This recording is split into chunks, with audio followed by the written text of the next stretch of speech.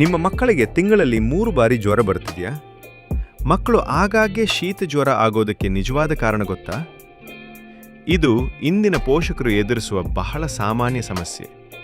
ಆದರೆ ಇದರ ಹಿಂದೆ ಇರುವ ಕಾರಣ ಬಹುತೇಕ ಜನರಿಗೆ ಗೊತ್ತೇ ಇಲ್ಲ. ಇಂದಿನ ಕಾಲದಲ್ಲಿ ಅನೇಕ ಪೋಷಕರು ಹೇಳುವ ಒಂದು ಸಾಮಾನ್ಯ ಸಮಸ್ಯೆ ಎಂದರೆ, ನಮ್ಮ ಮಗುವಿಗೆ ಆಗಾಗ್ಗೆ ಜ್ವರ ಬರುತ್ತಿದೆ, ಶೀತ ಮತ್ತು ಕೆಮ್ಮು ಪದೇ ಪದೇ ಬರುತ್ತಿವೆ, ಸ್ಕೂಲಿಗೆ ಹೋಗಿದರೆ ಮತ್ತೆ ಅಸ್ವಸ್ಥ ಆಗುತ್ತಾನೆ. ಆದರೆ ಇದರ ಮೂಲ ಕಾರಣವನ್ನು ಕಂಡುಹಿಡಿಯದೆ ನಾವು ಕೇವಲ ಔಷಧಿ ಕೊಡ್ತಾ ಇರ್ತೇವೆ.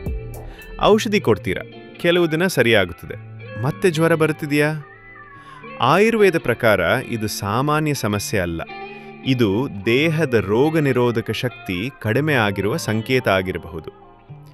ಆಯುರ್ವೇದದಲ್ಲಿ ಇದರ ಮೂಲ ಕಾರಣವನ್ನು ಓಜಸ್ ಕಡಿಮೆ ಆಗುವುದು ಎಂದು ಹೇಳುತ್ತಾರೆ. ಓಜಸ್ ಎಂದರೇನು?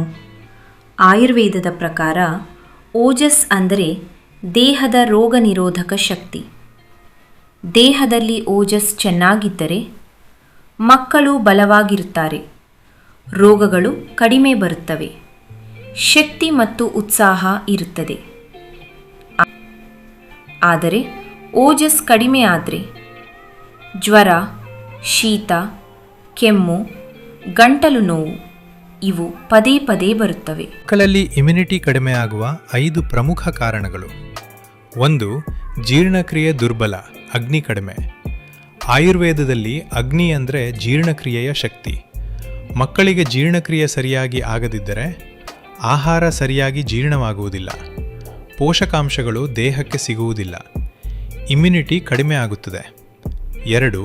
ಕಫ ಹೆಚ್ಚಾಗುವುದು. ಮಕ್ಕಳು ಹೆಚ್ಚು ತಿನ್ನುವ ಕೆಲವು ಪದಾರ್ಥಗಳು, ಐಸ್ ಕ್ರೀಮ್, ಚಾಕ್ಲೇಟ್, ತಣ್ಣನೆಯ ಪಾನೀಯಗಳು, ಇವುಗಳಿಂದ ಕಫ ಹೆಚ್ಚಾಗಿ ಶೀತ ಮತ್ತು ಕೆಮ್ಮು ಆಗಾಗ್ಗೆ ಬರುತ್ತವೆ. 3. Junk food. ಇಂದಿನ ಮಕ್ಕಳಿಗೆ ಹೆಚ್ಚು ಇಷ್ಟವಾದವು ಪಿಜ್ಜಾ, ಬರ್ಗರ್ ಪ್ಯಾಕೆಟ್, ಸ್ನ್ಯಾಕ್ಸ್. ಇವು ದೇಹಕ್ಕೆ ಪೋಷಣೆ ಕೊಡದೆ ಅಗ್ನಿಯನ್ನು ದುರ್ಬಲ ಮಾಡುತ್ತದೆ. 4. ತಡವಾಗಿ ಮಲಗುವುದು. ಇಂದಿನ ಮಕ್ಕಳು ಮೊಬೈಲ್, ಟಿವಿ ಇವುಗಳಿಂದ ರಾತ್ರಿ ತಡವಾಗಿ ಮಲಗುತ್ತಾರೆ. ಇದರಿಂದ ದೇಹಕ್ಕೆ ವಿಶ್ರಾಂತಿ ಸಿಗುವುದಿಲ್ಲ, ಇಮ್ಯುನಿಟಿ ಕಡಿಮೆ ಆಗುತ್ತದೆ. 5. ಹೊರಗೆ ಆಟ ಕಡಿಮೆ. ಹಿಂದೆ ಮಕ್ಕಳು ಹೊರಗೆ ಓಡಾಡುತ್ತಿದ್ದರು, ಆಟ ಆಡುತ್ತಿದ್ದರು. ಆದರೆ ಈಗ ಹೆಚ್ಚು ಸಮಯ ಮೊಬೈಲ್ ಮತ್ತು ಟಿವಿಯಲ್ಲಿ ಕಳೆಯುತ್ತಾರೆ. ಇದರಿಂದ ದೇಹ ದುರ್ಬಲವಾಗುತ್ತದೆ.